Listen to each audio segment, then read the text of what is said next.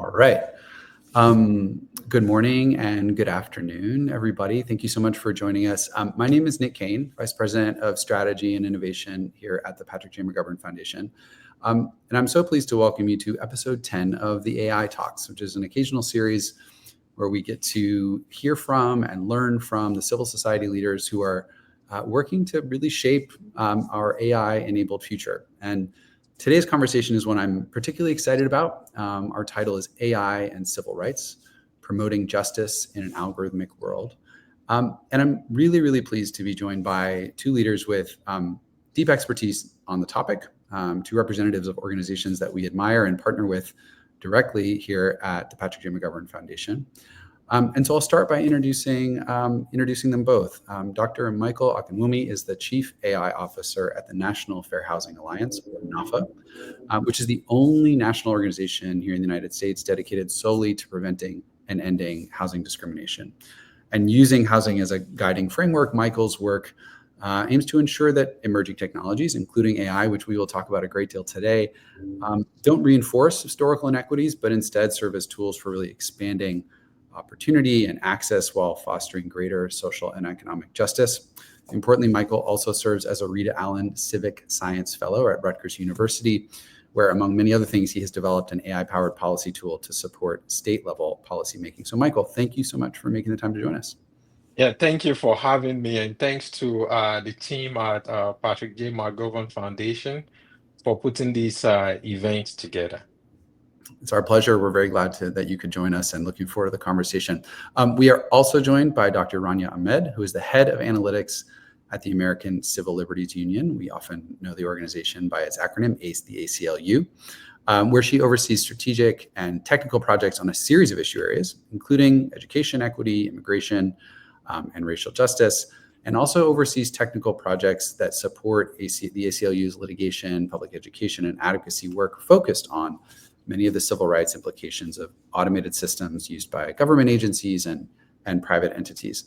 And we'll talk a little bit about this in a moment, but among other experience, Ranya also worked at the Legal Services Corporation, which is the largest national funder for civil legal aid, where she ran a national eviction study. So we'll be talking a fair bit about housing today among our broader conversation on civil rights. So Ranya, thank you so much to you as well for making the time to join us. Thanks so much for having me and echoing Michael's gratitude for this space. Excellent. Wonderful. Well, we're going to get to the conversation quickly, but I want to just first offer a bit of context on how we think about this issue here at the McGovern Foundation. We all know that as frontier technology, and particularly AI, continues to advance, it already is and will increasingly influence the way that we access and interact with really the services that form kind of the foundation of a safe and healthy and really dignified existence as people, as citizens, as community members.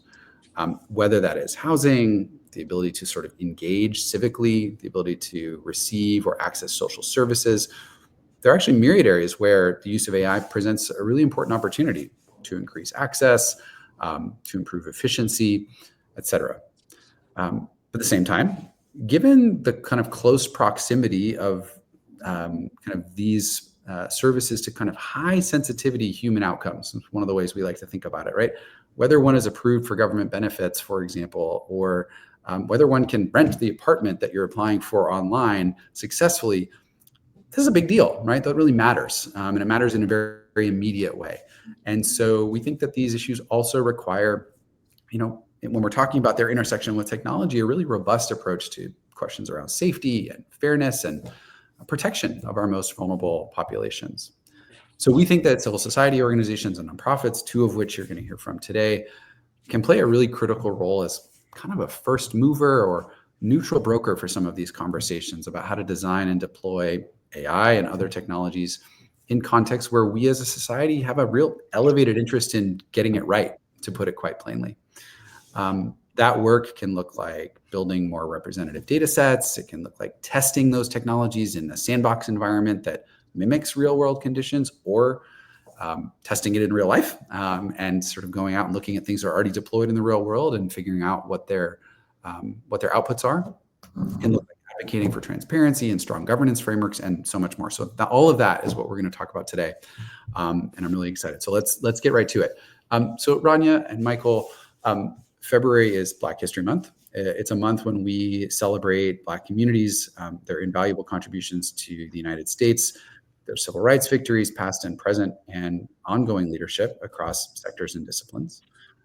It's also a time, though, when we are called to think critically about where we're falling short as a society and how we can better uphold our civil and human rights for all, of course, not just this month, but throughout the entire year.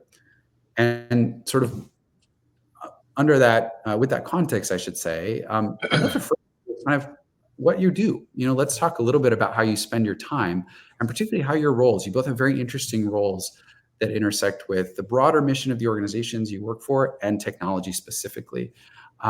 So maybe, Michael, I could turn to you quickly to maybe just start by sharing how your work intersects with the broader mission of NFHA. Yeah, thank you so much.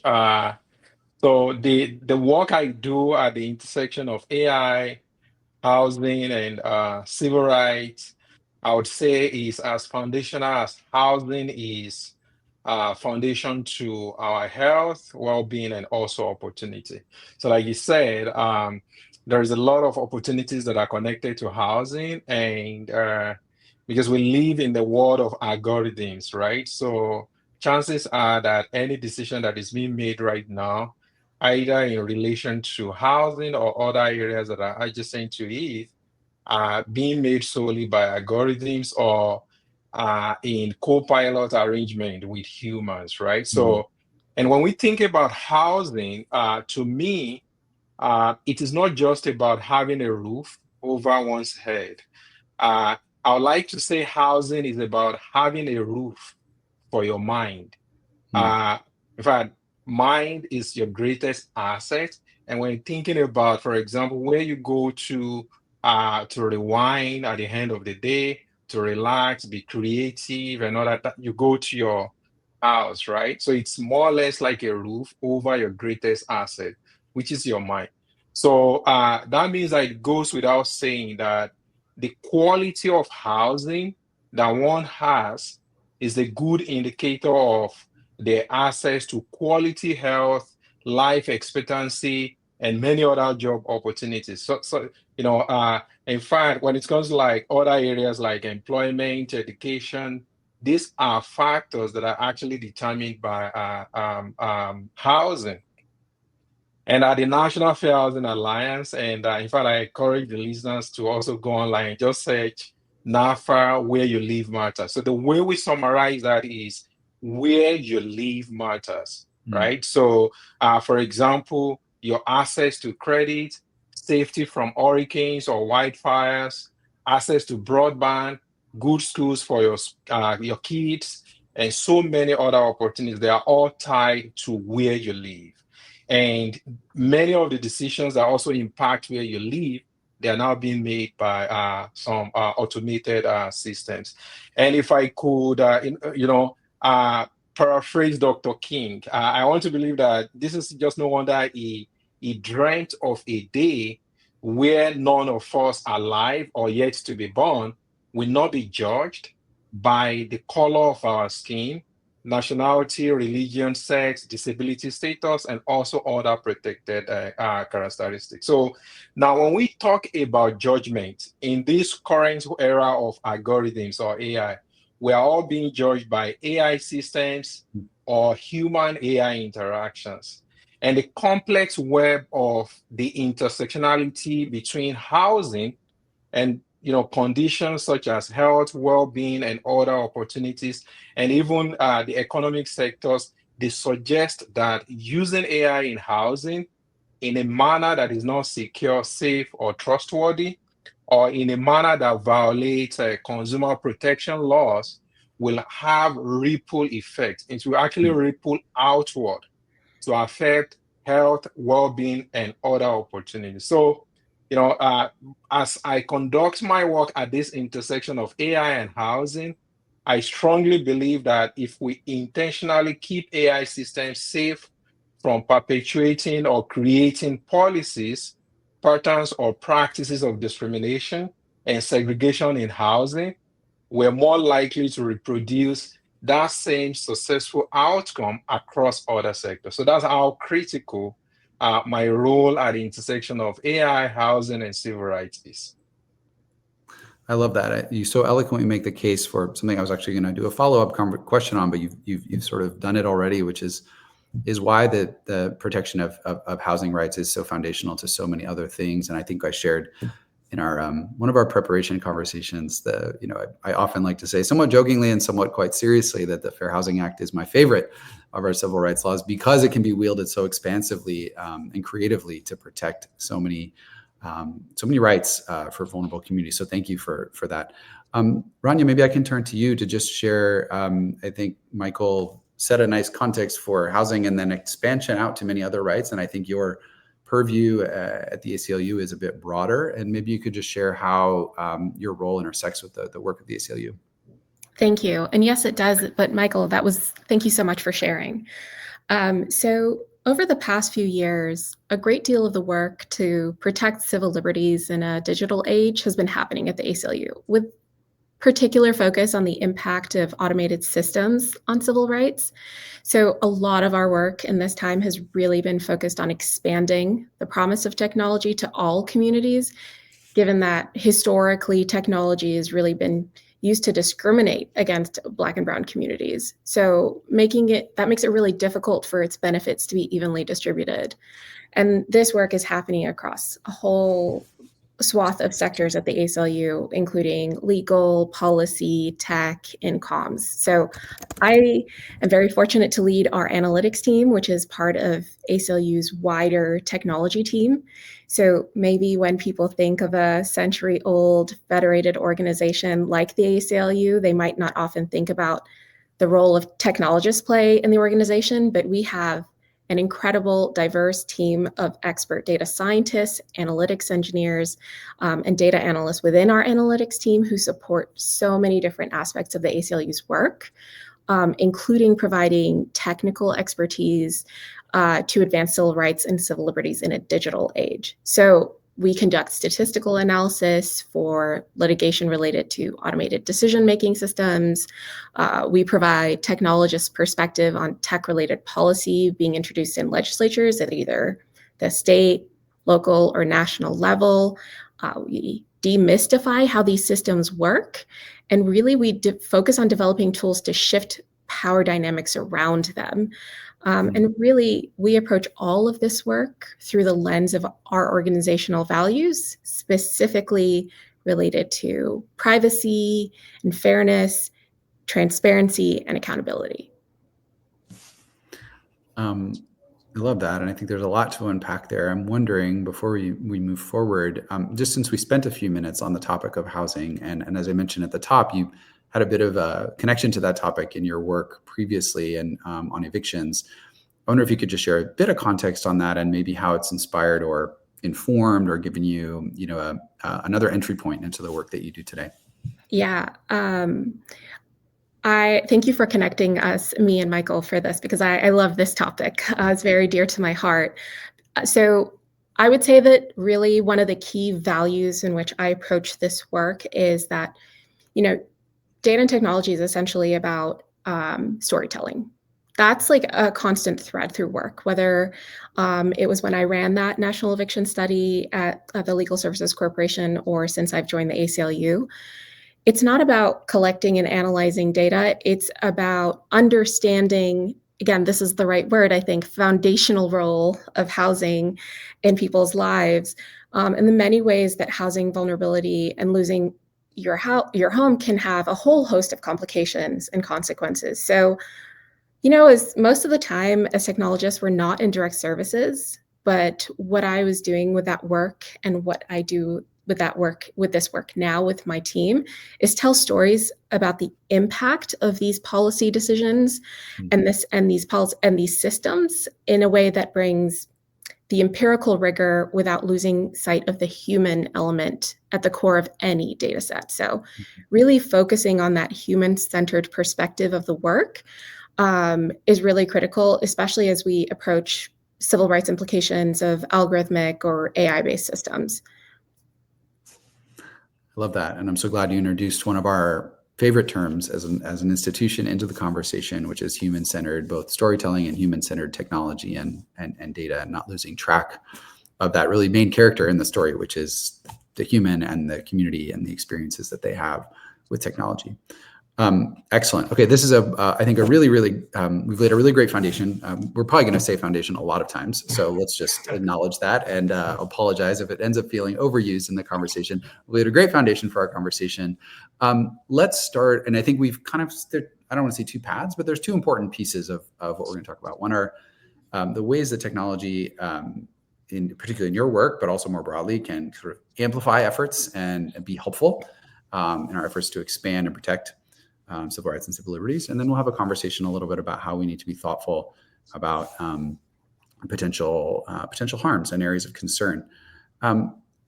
Michael, maybe I can come back to you to start with this piece, but tell me a little bit about some of the practical use cases where AI is being used to kind of expand housing access. I know that you're doing some work around testing. We're going to go a little bit into more depth on online testing in a moment, but maybe to the extent it kind of comes into your answer now, if you could also just briefly define what that is for the audience, for anyone who may not be familiar, but any other pieces you may want to describe about kind of the ways the AI tools are helping you do your work. Yeah, so I think in terms of like the practical use cases, there's tons of them, a lot of different areas where we can talk about beneficial use of AI in housing, especially at the intersection of civil rights, right, and including human rights. But before I share that, I just like to quickly say that I wholeheartedly agree with Ranya about the importance of telling the stories that are being summarized by data. In fact, I like to say that every component or every piece of an AI system tells different stories. And if we are intentional about seeing the context behind our stories, then many of these issues related to algorithmic discrimination would be resolved.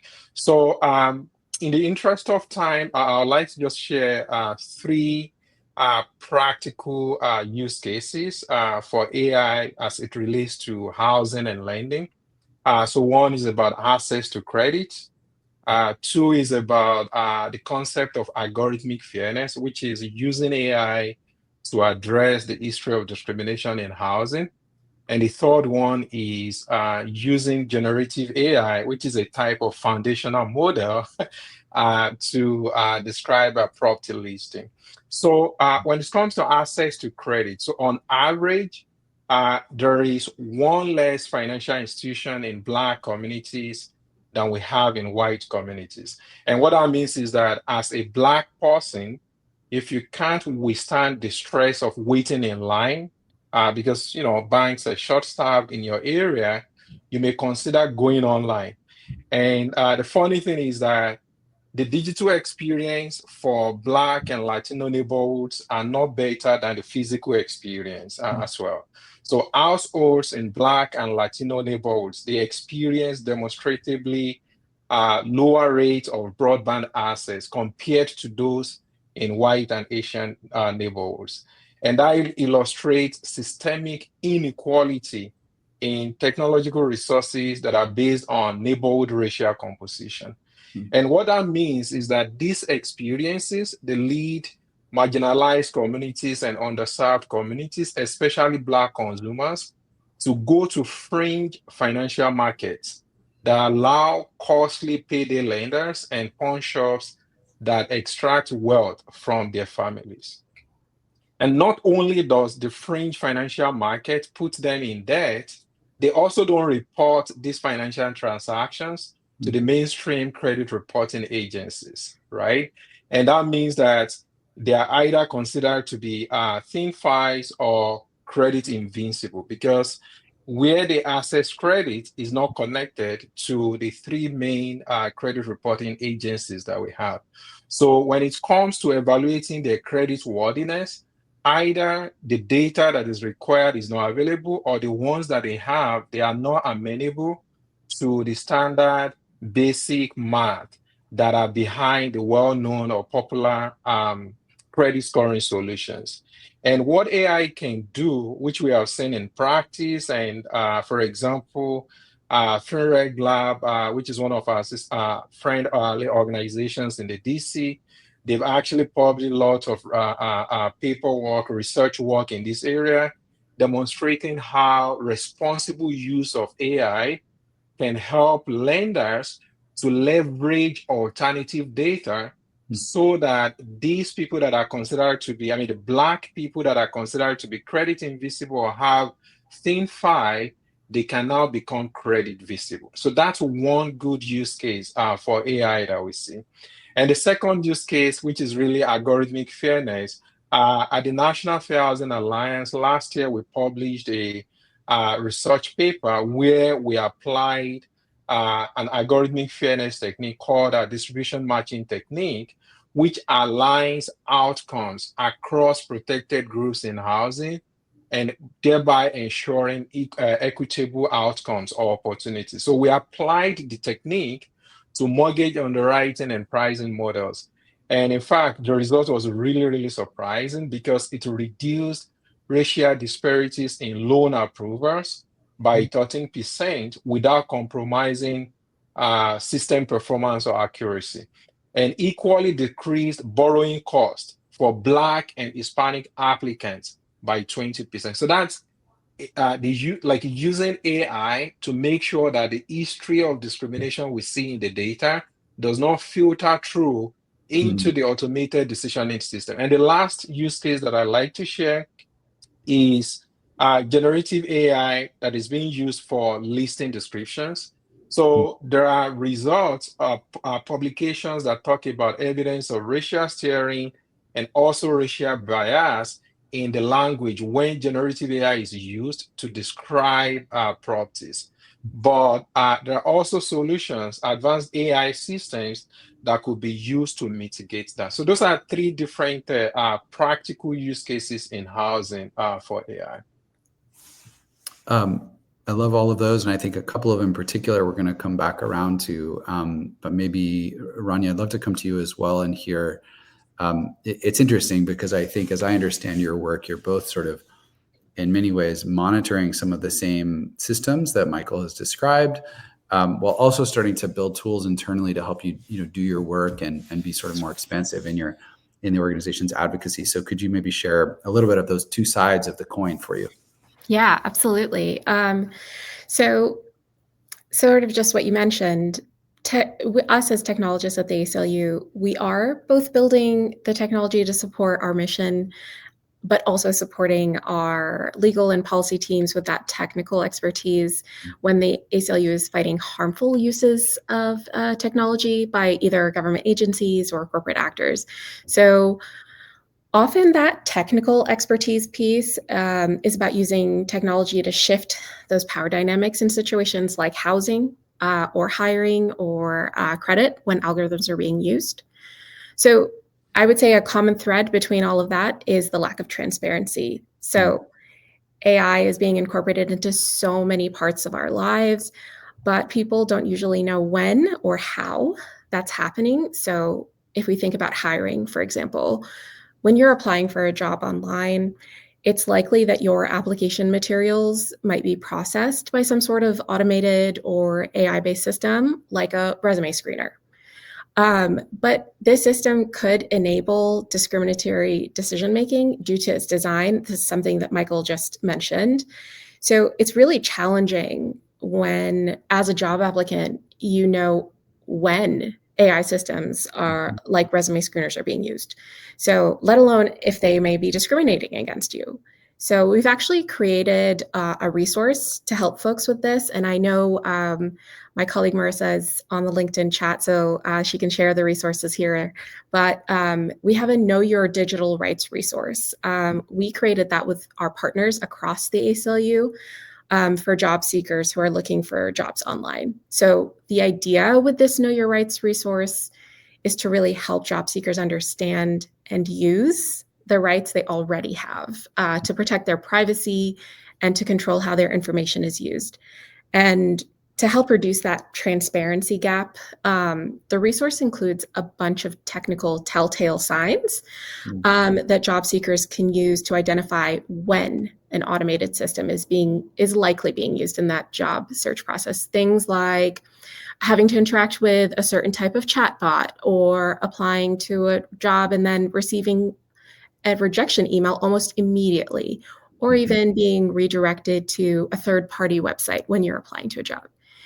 And I think you alluded to this. I'll hopefully get to talk through how we're using technology in a variety of other ways. But that also includes things like using technology to create other kinds of actionable and accessible resources for impacted communities, and to really work on developing new methods to identify and measure discrimination occurring through online systems.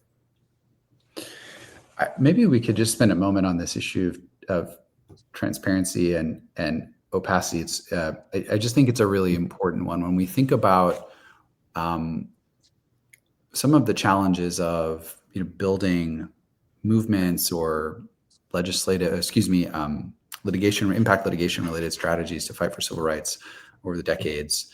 One of the challenges at the time, pre sort of digital information, the ubiquity of digital information, would have been coordination, understanding what was happening in one place, whether the experience of someone in one place was similar to somewhere else. In some ways, we have, quote unquote, solved a lot of that, and that information is much easier to come by, to understand. We'll come back to housing. We know where listings are. We know where units are open. These things that were probably required work to sort of piece together.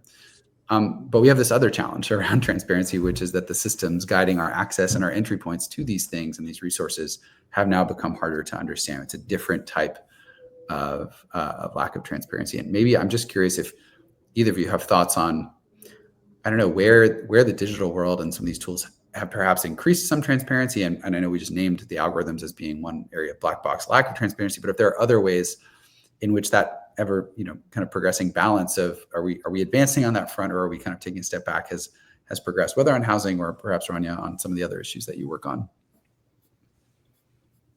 Well, I might want to jump in. Yeah. Yeah, I can briefly provide some context, right? So I think when we talk about transparency, oftentimes, the conversations get molded into intellectual property, right? Conversations, right? Or I want to protect the secret sauce and all that. But I would say probably the form or type of transparency that is more relevant to the conversation here is really simple disclosure, right? So, for example, just like Ranya said, chances are that if you go online, you submit your applications, you're probably going to have some automated applicant tracking systems that is analyzing, evaluating your submission, right?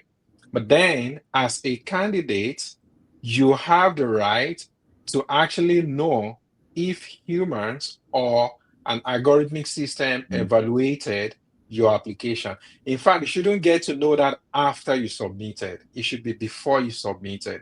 Because in this increasingly digital world, right?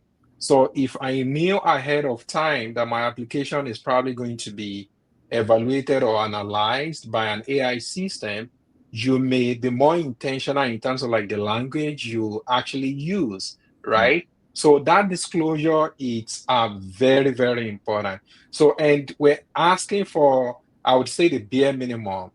We're not talking about having access to the secret source, though eventually if you violate the law, right, we'll get to that point. We have the technical wherewithal, the capacity to understand, review those technical details, but really just being reasonable here and letting people know when AI is making the decision, so that, for example, when it comes to being explainable, right? So, like in fair lending, we talk about reason codes, and FCRA, Fair Credit Reporting Act, limits the reason codes, I think, four, under some exceptional cases, five, right? But if you think of an AI system that relies on hundreds, if not thousands, or variables, right? So you need to approach that explainability coupled with transparency in a different context, because the information that one needs to actually take actions when the decision is being made by an AI system is going to be different when it was made by humans, right? So it's really about being explainable, providing some disclosure that, and this is very, very important, that consumers can use to Mm, contest the decision, right? mm. And that's what I would consider to be essential, which again is the bare minimum when it comes to algorithmic transparency. The disclosure piece is really helpful, and this notion of maybe the ability to contest a decision or assessing a decision maybe is a nice bridge to one more topic I want to spend a moment on, maybe before we shift to some of the concerns, which I think we've already been addressing, which is this notion of testing and online civil rights testing, and how critical it is, how critical testing has been to building the civil rights framework that we have, and the legal framework that we have in this country, and what it's looking like now. Because, well, actually, Ranya, I'd love for you to actually give us a bit of context here. I want to, the Fair Housing Act, the Online Civil Rights Act, we have a 3-year-old Supreme Court decision, that Van Buren v. United States, that the ACLU played a very important role in preserving the ability, excuse me, of online civil rights testers to do what they need to do. Help us understand a little bit more, if you wouldn't mind, the context of this particular activity, why it's so important, kind of maybe what it used to look like historically, and then what it looks like in the digital era. And we've talked a lot about how many different decisions that affect our lives may be influenced by algorithms. And so what does it look like to kind of keep an eye on them? Yeah, thank you. Let me start there with the context. So for folks who are unfamiliar with this concept of civil rights testing, so the core premise behind civil rights testing is the idea of testing systems in areas that are covered by civil rights laws, like hiring, like housing, or access to credit, and then to really identify and, where relevant, measure discrimination. So civil rights testing can take a lot of different forms. So, for example, there was this incredible seminal study in the early 2000s conducted by Marianne Bertrand and Sendhil Mullainathan. So researchers there mailed out thousands of fake resumes to a whole bunch of employers. And they used substantively similar details, things like job history or education, et cetera, on the resumes. But they gave some resumes names that are statistically more likely to be names of Black people, and some names that are statistically more likely to be names of white people. And they looked at the callback rates for the interviews. And they found that resumes with names that are statistically more likely to be associated with white people were significantly more likely to receive callbacks for interviews. So we really need this kind of testing. This kind of testing historically has been and is still very important for civil rights lawsuits because they provide evidence of discrimination for those lawsuits and to remedy discrimination following that. So I'm sure we've experienced this in so many different parts of our lives, but we don't generally apply for apartments anymore by delivering an application to a landlord or a broker. And we don't usually apply for jobs by mailing out a resume. So most of that is happening online. And in these kind of critical life opportunities, renting an apartment, getting a job, those are things that are happening more and more online, and they're increasingly being affected by algorithms and AI systems that are being used by all these folks. So landlords, employers, lenders, et cetera. So just because this is happening online, it doesn't mean the risk of discrimination goes away. I think this is a point we're all making here.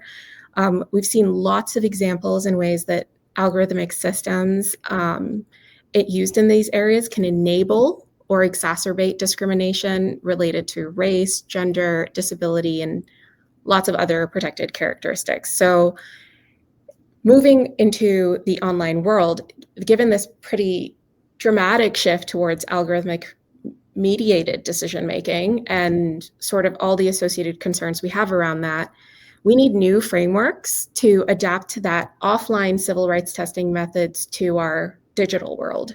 So again, a good context setter is last year, some reporters at Bloomberg replicated that study I talked to you about. So they took resumes substantively the same, changed the names, and they asked ChatGPT to rank them for roles. And they found similar results. So names that are statistically associated to be with Black Americans lower ranked than their counterparts. And they also ranked resumes with names statistically associated with women as top candidates for HR and retail roles. So it just kind of shows you the exacerbation of discrimination. So we really need more of this testing, but there are lots of challenges associated with this, including the transparency issues that we were discussing earlier. And that lack of transparency really makes it much harder to hold employers or tech vendors accountable. But confronting those challenges and developing new methods to conduct civil rights testing online will really provide critical information for legal avenues that could be used to require accountability in algorithmic decision making. So that's really a big focus for us now.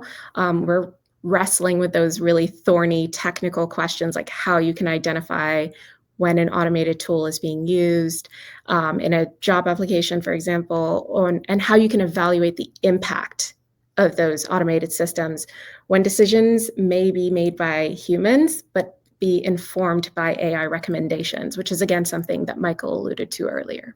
Yeah. Thank you. I really, I think, helpful and effective overview of why this particular lever, I guess we could say, matters so much. And it's a nice bridge. You mentioned, I think, Ranya, we need new frameworks. We need new ways to kind of enable this to happen at the scale and in the context that we need it to happen in.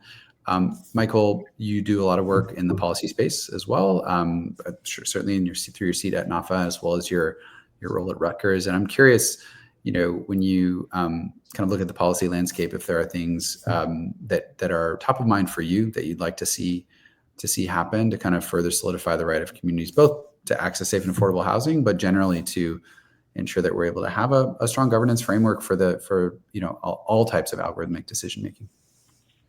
Yeah, you just asked me, Nick. You just asked me what we call a Nobel Prize question or $1 million question. Well, But feel free to make your case in 2 minutes, and we'll nominate you, and everything will be great.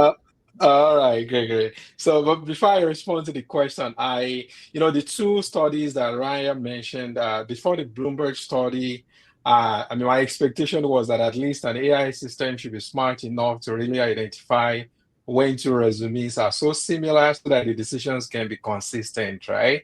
And I remember those two studies vividly, that I was really surprised that, well, I was disappointed in the outcomes, right? Though it is not surprising because we all know it's garbage in, garbage out. So AI is just trying to replicate the same harmful decisions that humans have created in the data, especially when you're just taking off the shelf applications that are not fine-tuned to your context.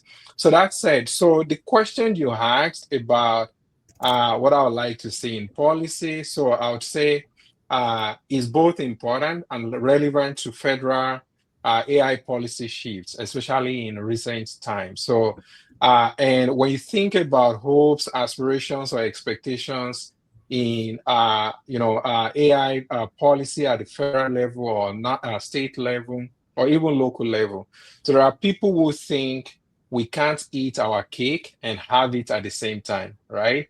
Though I believe that we can both eat our cake and have it, depending on how you look at it. So unfortunately, there are people who think prioritizing policy actions that mandate testing for discrimination, safety, security, and trustworthiness are unnecessary burden requirements that limit private sector innovation. So to your question first, I hope that as a society, we get to a point where we embrace regulation as a force that advances science on AI. I hope that private sectors that are developing these models, and state and local and federal governments, we continue to invest in research and development so that we can experience research breakthroughs on learning and reasoning algorithms that not only comply with existing body of laws, but are also reform the law and lead to new laws that can keep us safe. So in summary, what I hope to see in America when it comes to like AI law or policy, one, I hope to see AI policy that make provision of rights for anyone impacted by advanced AI systems. Two, I hope to see AI policy that demands good administrative practices for aligning AI systems with our social contracts and the laws. And three, I'm hoping that we can set as a society a high standard of advanced digital literacy for civil servants, so that they can continue to identify AI-specific threats to our rights. Because this is very important, because AI is ubiquitous in our society. And if we want to rely on our civil servants to keep us safe, so that they can enforce the law, so that they can provide remedies when necessary, they also need to be equipped with the adequate knowledge that will help them to identify this threats. And lastly, I hope to see AI policy in the sense that like establishment of an independent auditing body that continuously tests and monitor AI systems. Because as you can see from our previous earlier conversations today, AI is not just a system that you build and you deploy and wave your hands or point your finger in the sky and know that everything goes well. So we need constant monitoring, constant adaptation. And that is really what I hope to see in our national AI policy efforts. Well, I think that was well summarized in a couple of brief minutes. So I think you're well on your way to your, putting that policy proposal into. Oh, I just got an alert now that the $1 million just entered my account. Well, this has been so great, and I know we're at about 15 minutes left in our time. So I wanted to briefly just encourage members of our audience, if you have questions, please feel free to put them in the chat. We're going to do one more kind of question here and then turn to your questions. And I know we've got a big audience today, and so I'm excited to see what you all may be wanting to share with our guest speakers. And I also wanted to say, Michael, I just appreciated the way that you,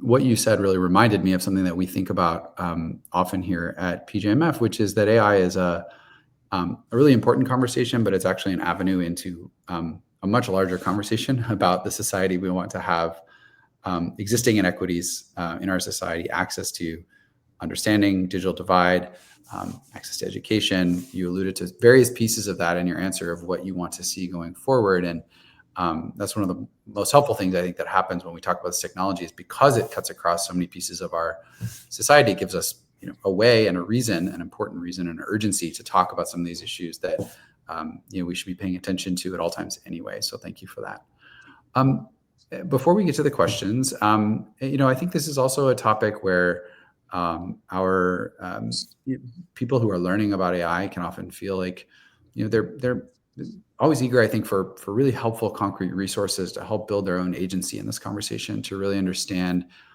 how these tools are and technologies are impacting their day-to-day their day-to-day experience, their fundamental rights, and how they can continue to be an advocate for themselves or for their own communities. So I'm hoping maybe both of you could just share some of the resources that you enjoy, or have appreciated or might recommend to others to take a look at. And maybe Ranya, I'll come to you first if there's anything you'd like to recommend. Yeah. Thank you for asking. This is such a great question. I would really point to Dr. Joy Buolamwini's materials. If folks haven't seen Coded Bias, which is a documentary on Netflix, I would highly recommend it. It really speaks to both the impact in society as well as the technical side of the work. And she also has a memoir that she released last year that I would also highly recommend. Both great suggestions. Michael, anything come to mind for you? Yeah, so a couple of resources, and the first thing is I always say this in almost all my presentations that one doesn't need an advanced degree to be part of, efforts to make sure that AI is actually safe wherever it's being used, right? So in fact, my own narrative is that AI should be designed in such a way that it's accessible because it's everyday user, right?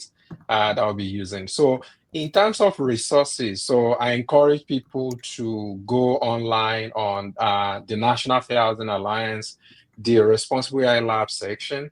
So we have under our publication section, there are materials that I think would help people to be part of the conversation. And I absolutely agree with Ranya about Dr. Joy Bulam Winnie. So the Algorithmic Justice League, they have resources online that will help people to understand many of the intricacies of these systems we're talking about. We also have some studies that we're going to be publishing soon. For example, on how Gen AI is being used in real estate, and also how to balance algorithmic fairness with model performance.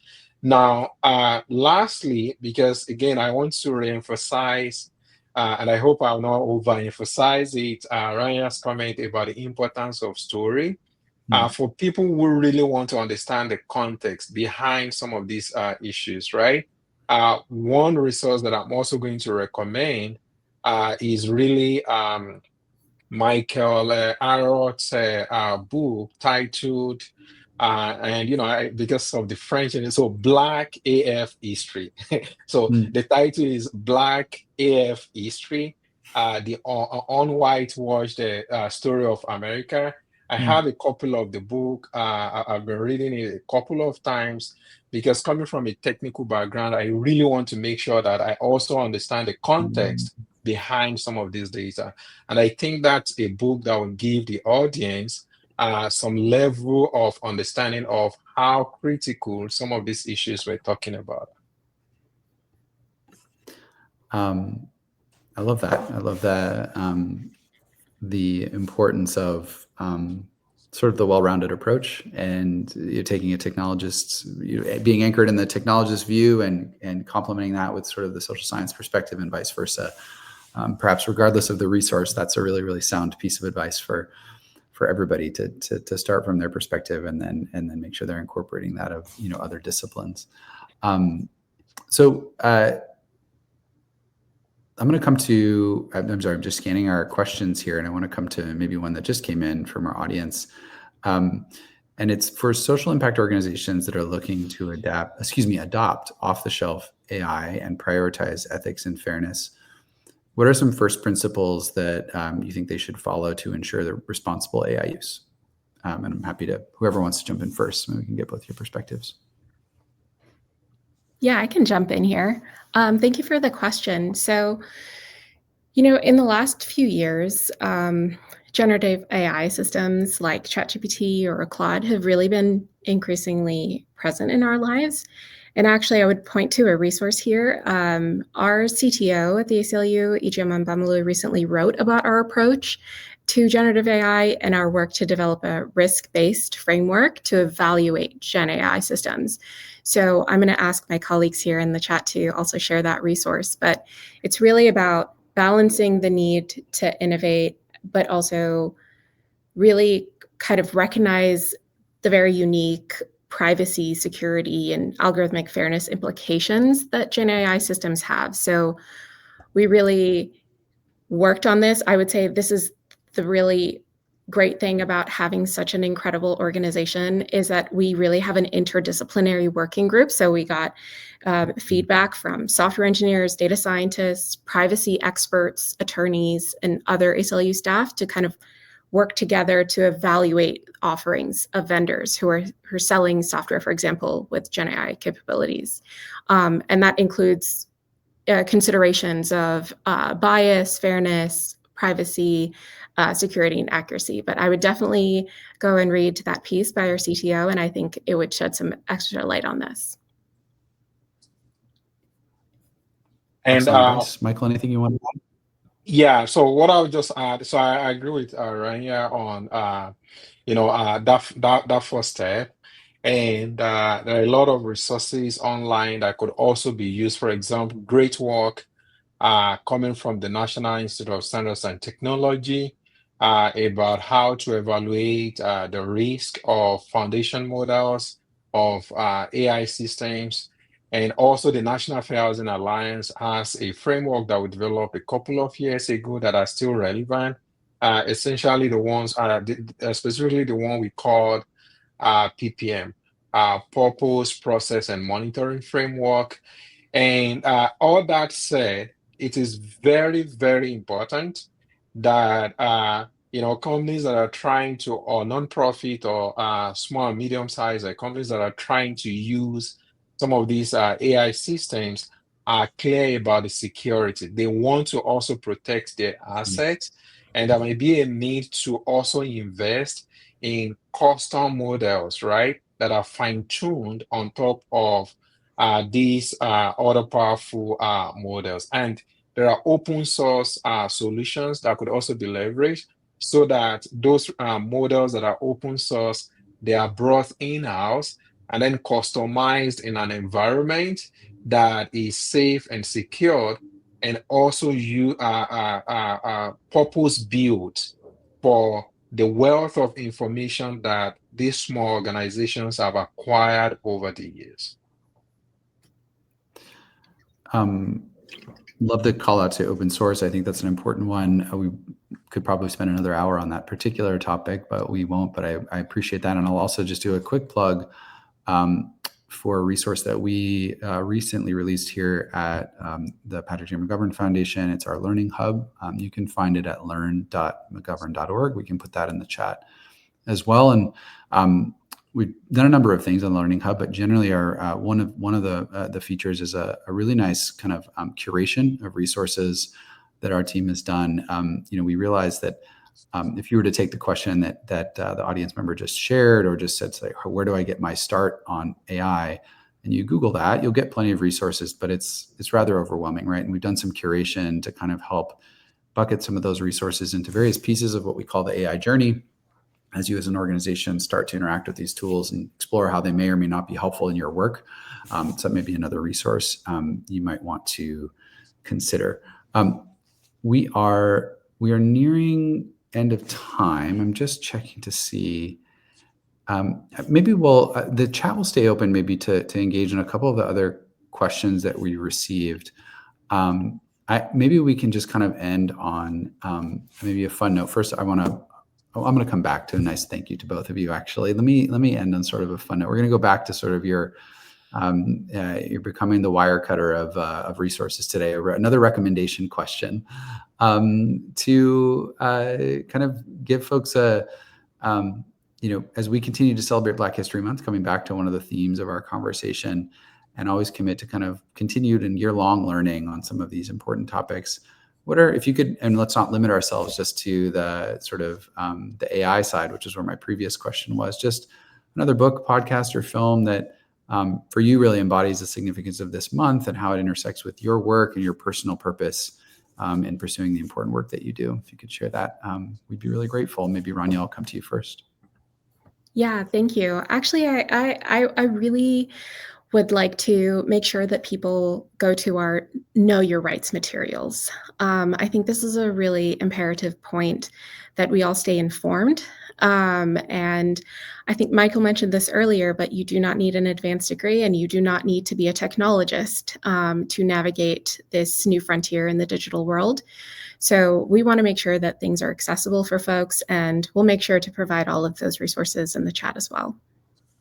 Wonderful. Great advice. Michael, over to you.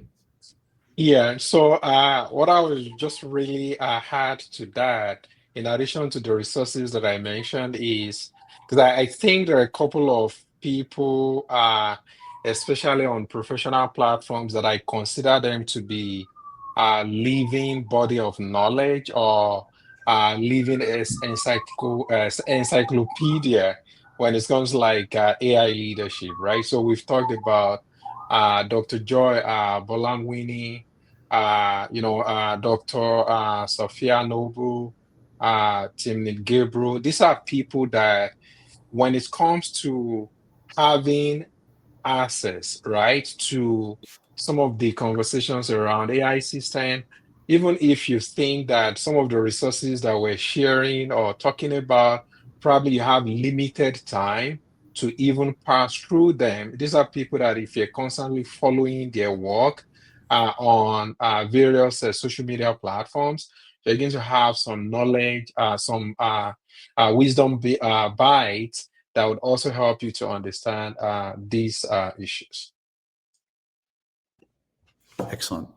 Well, it's a wonderful note to end on. I really love the theme of you don't need an advanced degree to engage in these conversations, to have a voice, obviously a value and belief that we share very deeply here at PGMF. So thank you for bringing that into the conversation. And I think it's a wonderful note to close on. I want to thank you again for your time and preparation, for joining us today, and of course for the work that you do. We are grateful for it. And with that, we'll close and say thank you very much. Thank you. Thank you. Thank you, Ranya. And thank you to our audience. Bye, everybody.